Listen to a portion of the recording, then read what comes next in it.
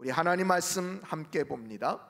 구약성경 욥기 1장 13절에서 22절까지 말씀입니다.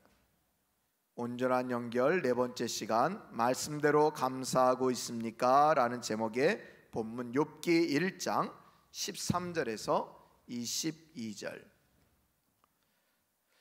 봉독합니다. 하루는 욥의 자녀들이 그 맏아들의 집에서 음식을 먹으며 포도주를 마실 때 사환이 욥에게 와서 이르되 소는 밭을 갈고 나귀는 그 곁에서 풀을 먹는데 스바 사람이 갑자기 이르러 그것들을 빼앗고 칼로 종들을 죽였나이다. 나만 홀로 피하였으므로 주인께 아래로 왔나이다. 그가 아직 말하는 동안에 또 한 사람이 와서 아뢰되 하나님의 불이 하늘에서 떨어져서 양과 종들을 살라 버렸나이다. 나만 홀로 피하였으므로 주인께 아래로 왔나이다.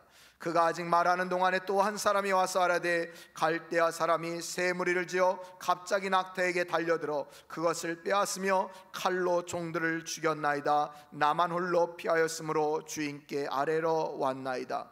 그가 아직 말하는 동안에 또 한 사람이 와서 아뢰되 주인의 자녀들이 그들의 맏아들의 집에서 음식을 먹으며 포도주를 마시는데 거친 들에서 큰 바람이 와서 집 네 모퉁이를 치매 그 청년들 위에 무너짐으로 그들이 죽었나이다. 나만 홀로 피하였으므로 주인께 아래로 왔나이다 한지라. 욥이 일어나 겉옷을 찢고 머리털을 밀고 땅에 엎드려 예배하며 이르되 내가 모태에서 알몸으로 나왔사온즉 또한 알몸이 그리로 돌아가올지라.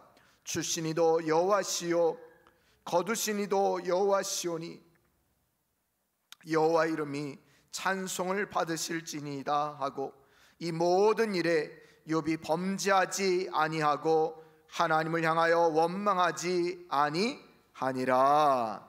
아멘. 아멘. 사랑하는 성도 여러분, 오늘 어떤 주일이라고요? 추수감사주일. 추수감사주일. 여러분, 추수감사주일은 한 해 동안 하나님께서 베풀어 주신 은혜, 또 하나님께서 우리에게 은혜로 이끌어 주시는 모든 역사들, 또 하나님의 크신 놀라운 사랑을 온 마음 다해 고백하고 감사하며 찬양과 경배를 올려드리는 시간이 바로 추수감사주일 예배임을 여러분 믿을 수 있기를 바랍니다. 여러분, 오늘 아침 EM 교재를 보니까요, 시편 95편 1절 2절 말씀을 가지고 추수감사절을 맞아서 잠언 말씀을 잠시 멈추고 시편 95편 1절 2절 말씀을 가지고 오늘 EM 말씀을 묵상하는 그런 시간을 가졌을 텐데요, 거기 보니까 너는 한 해 동안 무엇을 감사하니? 감사의 제목 5가지를 한번 써보아라 하는 내용이 있더라고요. 감사의 제목 5가지를 써보아라.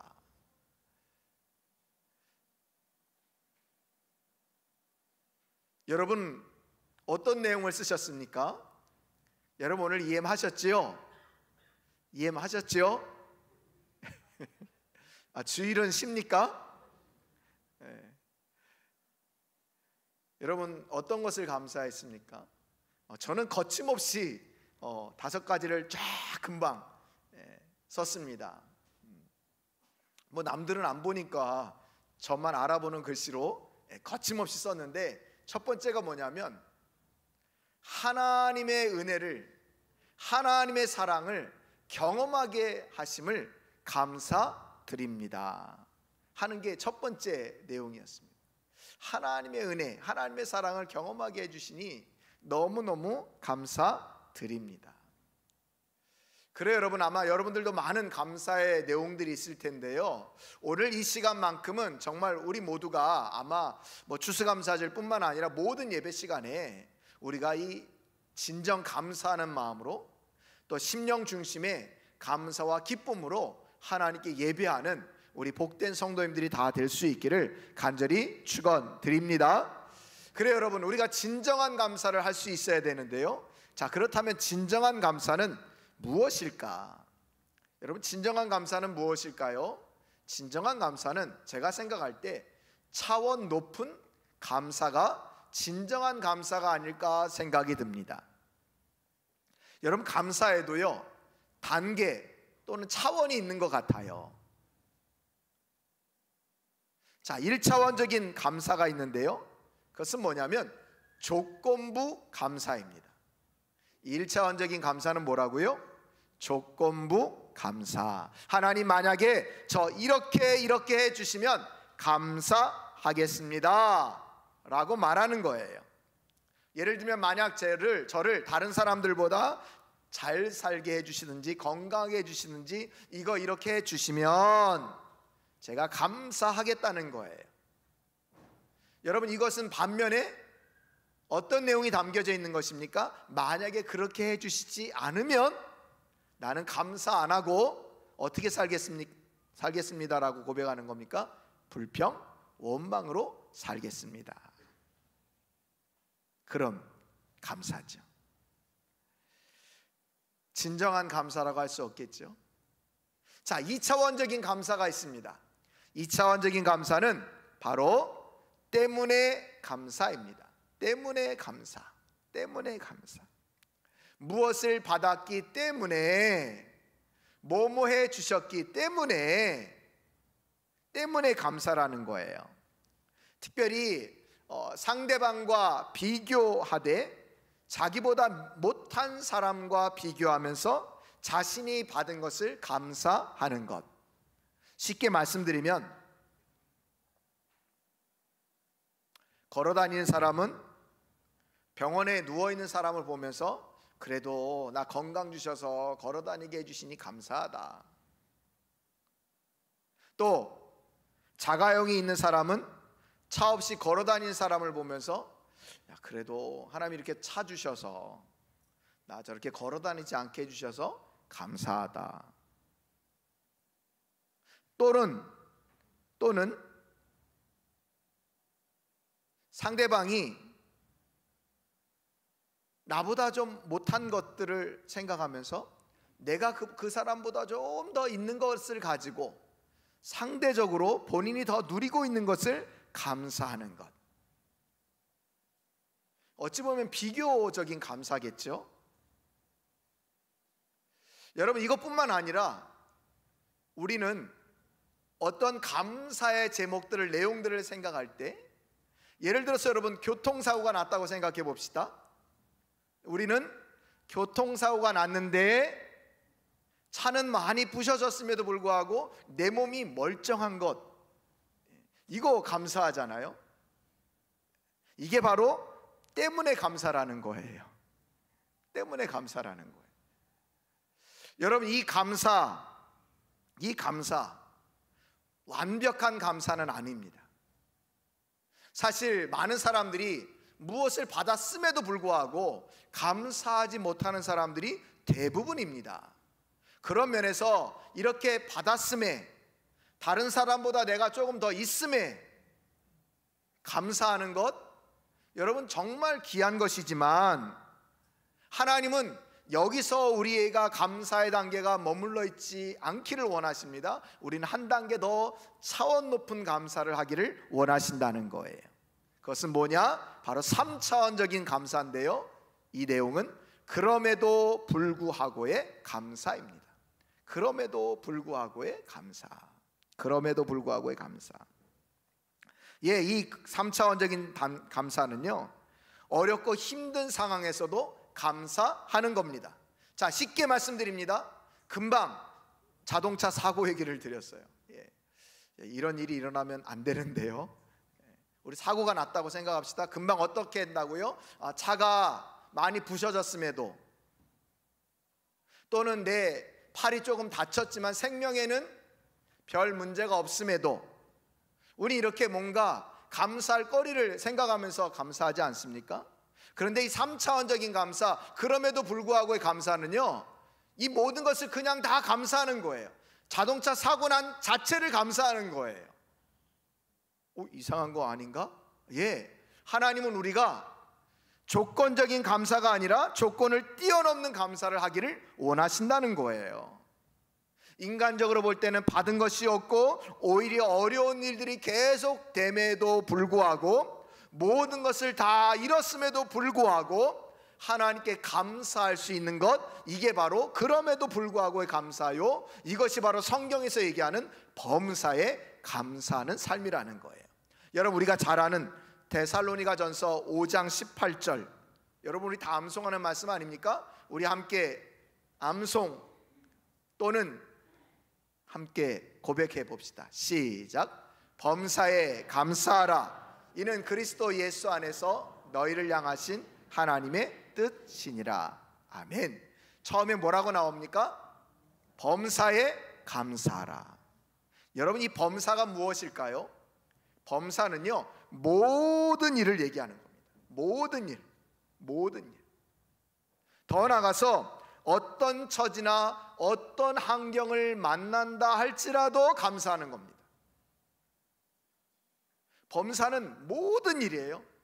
어떤 환경과 상황, 이거 상관없이 감사하는 겁니다. 그러니까 여러분, 범사에는요, 형통한 삶과 불통의 삶, 이게 다 포함되는 거예요. 또 예를 들어 볼까요? 성공했을 때도 감사하는 겁니다. 실패했을 때도 감사하는 겁니다. 부할 때도 감사하는 겁니다. 감사하는 겁니다. 가난할 때도 감사하는 것입니다. 건강할 때도 감사하는 겁니다. 병들었을 때도 감사하는 겁니다. 또 화평할 때도, 평강이 있을 때도 감사하는 겁니다. 때로는 평안하지 못해도, 다툼이 있어도 감사하는 겁니다. 여러분, 이렇게 형통과 불통의 삶, 모든 것이 다 범사라는 거예요. 하나님은 우리가 범사에 감사하라 말씀하시면서 우리가 어떤 상황에서든지 감사하는 삶, 감사하는 성도가 되기를 원하신다는 거예요. 바라기는 우리 참사랑의 모든 성도님들은 이런 차원 높은 범사에 감사하는 3차원적인 감사를 할 수 있는 복된 성도님들이 다 될 수 있기를 간절히 축원드립니다. 축원드립니다. 오늘 본문에 보니까요, 이런 범사에 감사하는 삶을 살았던 욥의 감사 생활이 등장합니다. 우리가 욥기서를 보면요, 특별히 1장 2절 말씀을 보면, 아니 욥은 어떻게 이런 상황에서도 감사할 수 있지? 아니 어떻게 이런 고백이 저절로 나오는 그의 환경과 상황을 우리는 잘 알고 있습니다. 자, 그렇다면 욥은 그런 상황과 환경 가운데도 어떻게 이처럼 범사에 감사의 삶을 살았던 것일까요? 그 욥에게는요, 두 가지 인정하는 사실이 있었습니다. 여러분들도 오늘 이 두 가지 사실을 꼭 인정하며 살아갈 수 있기를 축복합니다. 자, 첫 번째는요, 이 욥은 신실하신 하나님을 인정하며 살았다는 거예요. 따라서 해봅시다. 신실하신 하나님을 인정하라.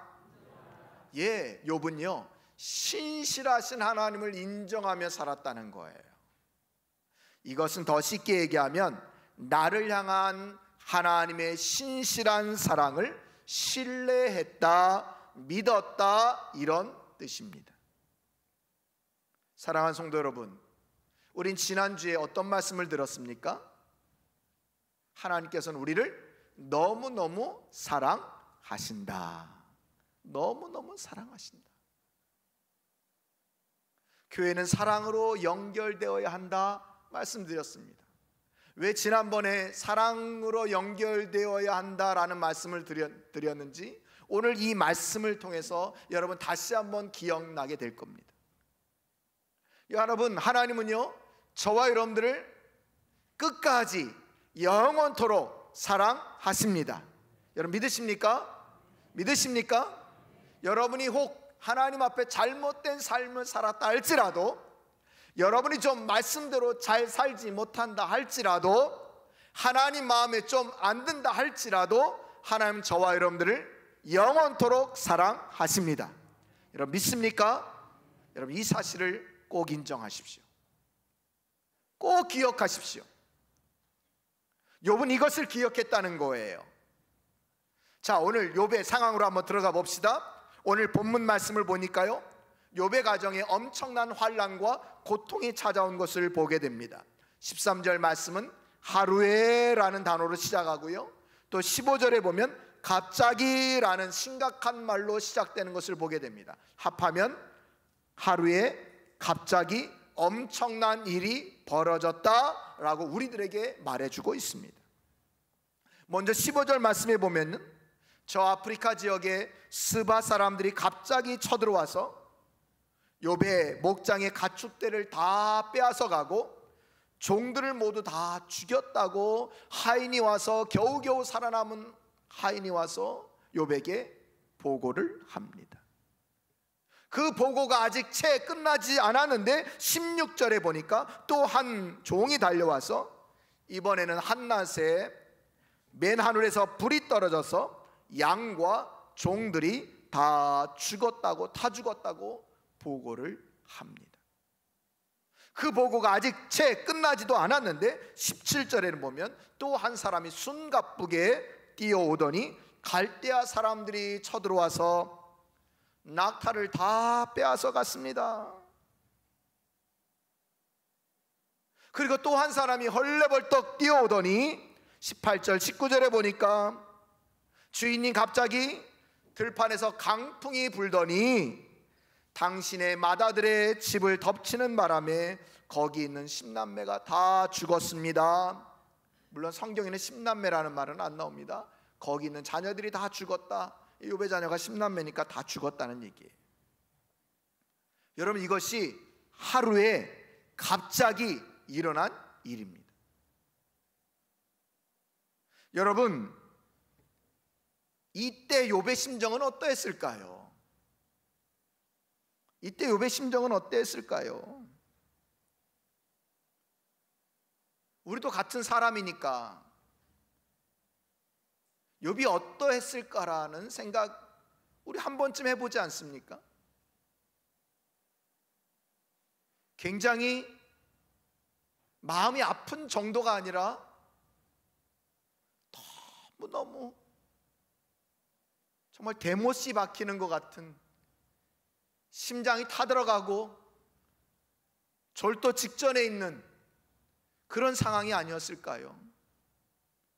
자, 그런 욥이 오늘 뭐라고 고백하는지 여러분, 우리 22절 말씀, 제일 마지막 말씀 우리 함께 읽어봅시다.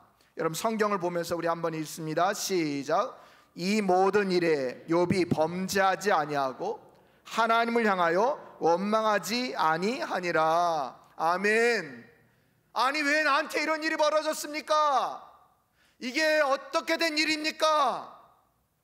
이렇게 하나님을 원망하고 하나님을 향해서 욕하지 않았다, 불평하지 않았다. 오늘 성경은 이렇게 얘기합니다. 여러분, 어떻게 이런 반응을 보일 수 있습니까? 하루아침에 온 재산을 다 잃었습니다. 뭐 재산이야, 없다가도 다시 생길 수 있고 또 모으면 되지요. 그런데 문제는 뭡니까? 자녀들이 한 명도 아니고 10명의 자녀들 모두가 하루아침에 갑자기 다 죽어버리는 그런 엄청난 충격의 일이 욥에게 전달되었다는 거예요. 그럼에도 불구하고 오늘 욥이 입술로 범죄하지 않고 하나님을 향하여 원망하지 아니하였다. 여러분, 우리가 딱 드는 생각은 뭡니까? 정신이상자 아닌가? 아니, 너무 놀래서 지금 정신이 조금 혼미한 거 아닌가? 여러분, 이런 생각이 딱 듭니다. 그런데 여러분, 아니라는 거예요. 아니라는 거예요. 오늘 욥은 두 가지를 인정하고 있었다고 그랬죠. 그 첫 번째가 뭐라고요? 욥은 하나님의 신실하심을 인정하고 있었다고 그랬어요. 믿고 있었다고 그랬어요. 그렇습니다. 여러분, 이런 상황 가운데도 욥은 하나님의 신실하심을 의심치 않습니다. 하나님의 일하심을 의심하지 않습니다. 그래서 정말 오늘 말씀 그대로 범사에 감사하는 그런 고백을 드리고 있습니다. 여러분 21절 말씀 우리 성경을 보면서 우리 함께 고백합니다. 시작.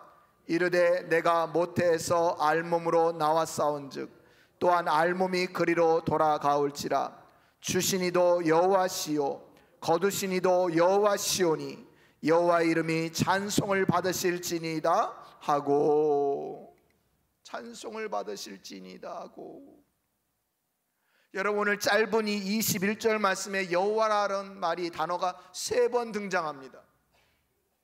여호와 하나님이 여호와 하나님이 여호와 하나님이 이거 다 하셨다는 거예요. 주신 분도 하나님이요 거두가신 분도 하나님이니 하나님만이 찬송을 받으시기 합당하십니다.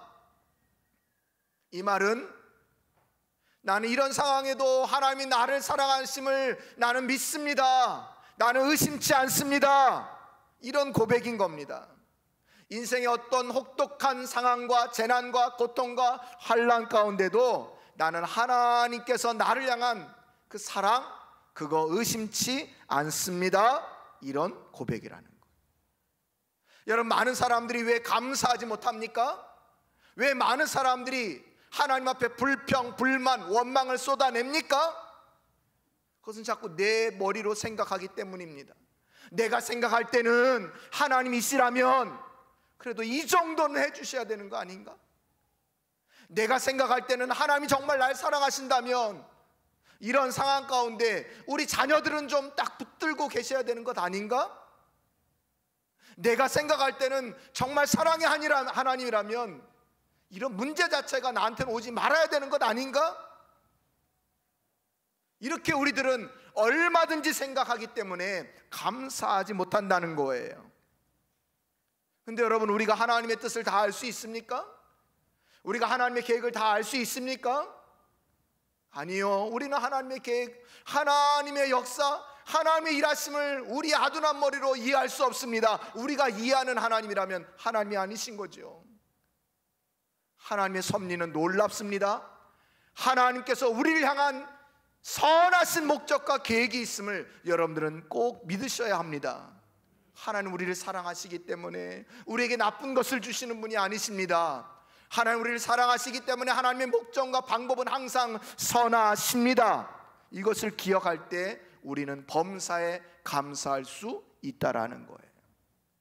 그러니 여러분 오늘날 우리의 현장에 너무 피부로 와닿는 우리는 코로나에 걸려도 감사할 수 있어야 합니다. 코로나에 안 걸려도 감사할 수 있어야 합니다.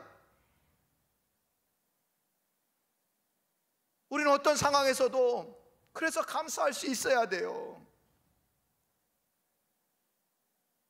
때로는 몸이 아플 때도 또는 건강할 때도 감사할 수 있어야 되는 거예요. 왜? 하나님이 나를 사랑하심을 나는 믿기에, 하나님의 선하신 목적과 계획을 나는 믿기에, 나는 신뢰하기에 나는 항상 감사하고 하나님의 사랑을 의심하지 않으면서 살아갈 수 있어야 된다는 것입니다. 여러분 꼭 기억하십시오. 하나님 나를 너무너무 사랑하십니다. 여러분 이처럼 하나님의 주권, 하나님이 나를 사랑하심을 인정했던 다윗도요 역대상 29장 11절에 보니까 그렇게 감사 고백을 합니다. 여호와여 위대하심과 권능과 영광과 승리와 위엄이 다 주께 속하였사오니 천지에 있는 것이 다 주의 것이로소이다. 여호와여 주권도 주께 속하였사오니 주는 높으사 만물의 머리이심이니이다. 아멘. 다윗이 뭐라고 고백합니까? 모든 주권이 다 하나님께 있다는 거예요. 나를 향한 모든 계획이 다 하나님께 있다는 거예요.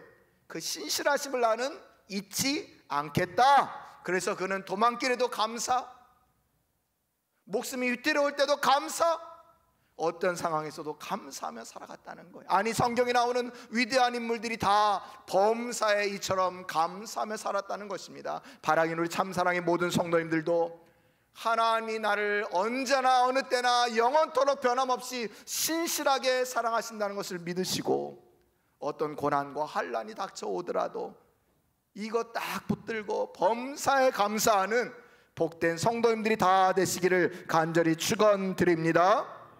자, 또 한 가지 욥은 어떻게 이처럼 수준 높은 범사에 감사의 삶을 살았던 것일까요?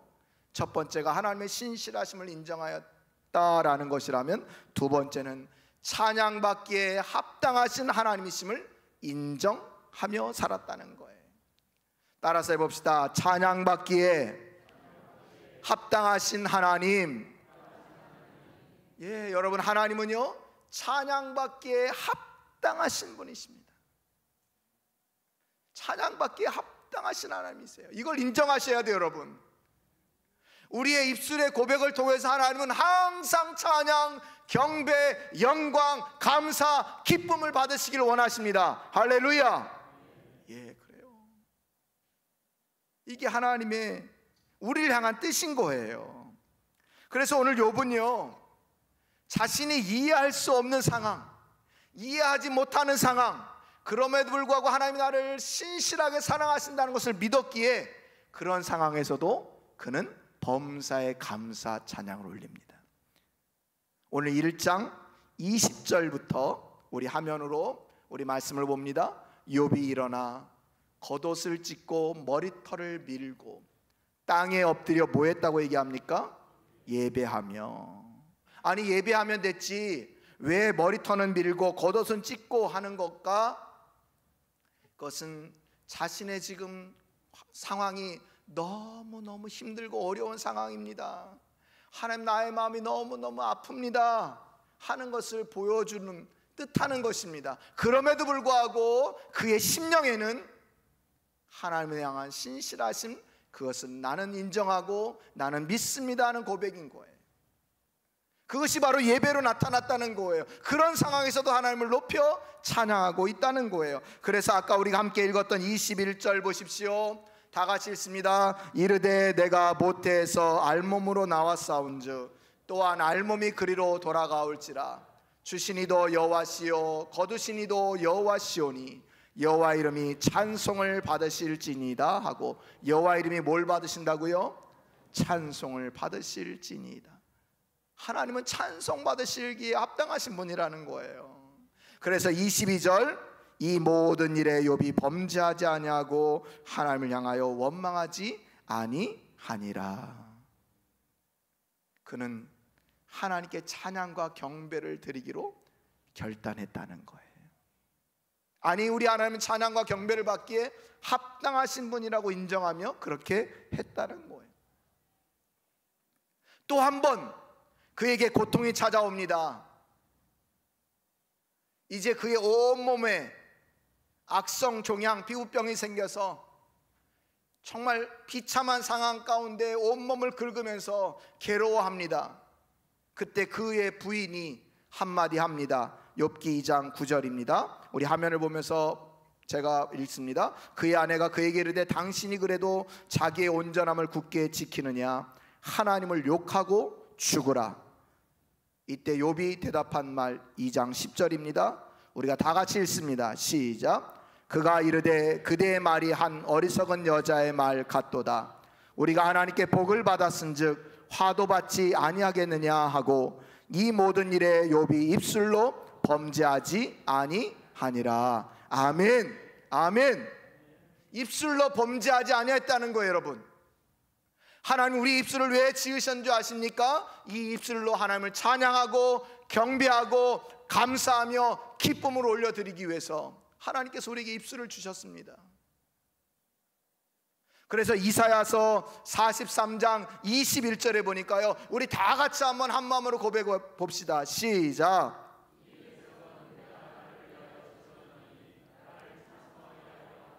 아멘. 나를 뭐하게 하려 함이니라? 찬송하니. 하나님이여 저와 여러분들을 지으셨는데 그 지으신 목적이 뭐라고요? 하나님을 찬송하기 위해서 지으셨대요.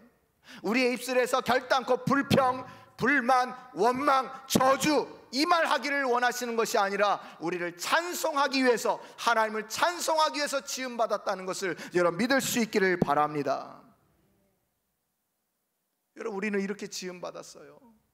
그래서 우리는 감사로 하나님께 찬양할 수 있어야 합니다. 어떤 상황, 어떤 환경에서도.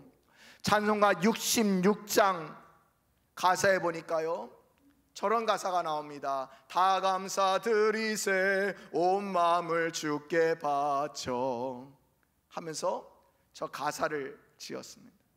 저 가사를 작사하신 분, 지으신 분 마르튼 닌가르트 목사님. 이분이 1636년에 독일 역사 중에 가장 힘들다고 하는 독일의 종교 정쟁인 30년 전쟁 가운데 많은 사람들이 죽어갔습니다.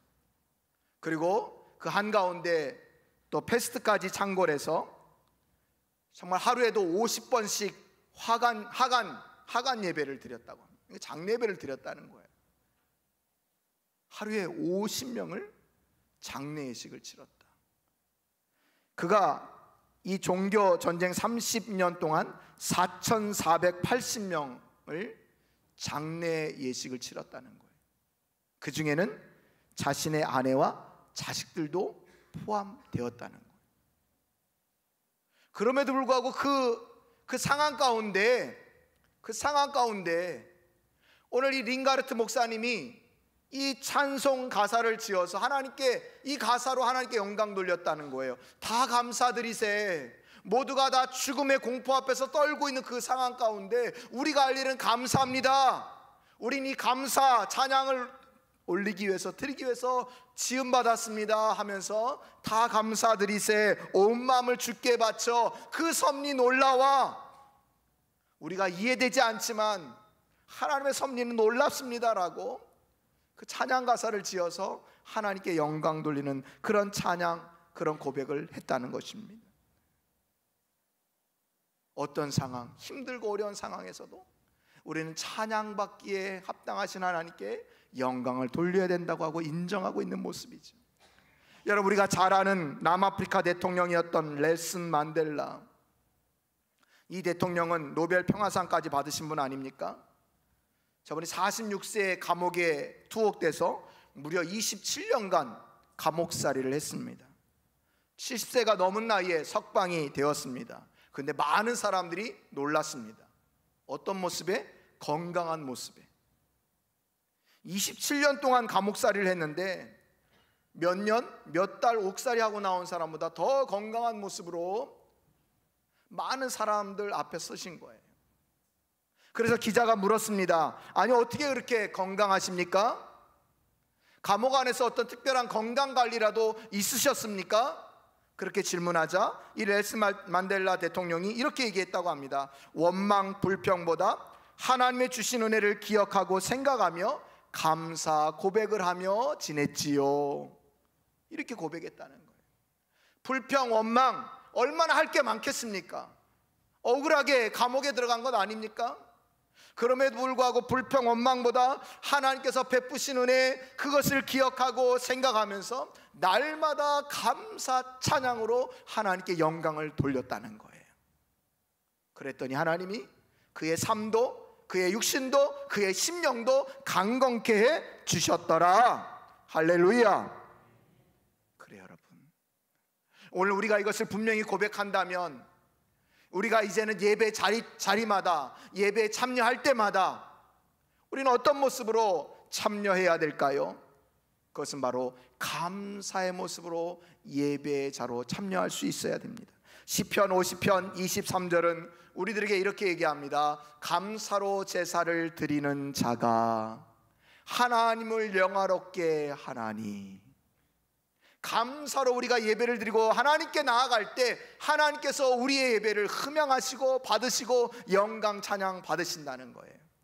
그러니 여러분, 마지못해서 그저 그런 마음에 여러분 예배하는 자가 아니라 한 주간도 신실하신 하나님의 사랑을 체험한 저와 여러분들이 그 감사로, 찬양받기에 합당하신 우리 하나님께 감사하는 마음으로 나와 예배하는 우리 성도님들이 다 될 수 있기를 간절히 축원드립니다. 사랑하는 성도 여러분, 범사에 감사하십시다. 범사에 감사하며 살아가십시다. 꼭 기억하십시오. 첫 번째, 하나님의 신실하심을. 하나님이 나를 신실하게 사랑하시고 어떤 상황에서도 나를 꼭 붙들고 계신다, 이거 인정하시며 살아가십시오. 두 번째, 나는 하나님께 찬양 올려드리기 위해서 태어났다, 지음받았다, 우리 하나님은 찬양받기에 합당하신 하나님이십니다, 이거 인정하시면서 이제부터 여러분의 입술의 고백 가운데 불평, 불만, 원망, 저주, 욕설이 다 사라지고 이제 여러분의 모든 입술에는 할렐루야, 감사합니다, 고맙습니다, 이 감사의 고백이 넘쳐나는 복된 참사랑의 성도님들이 다 되시기를 축원드립니다. 기도합니다.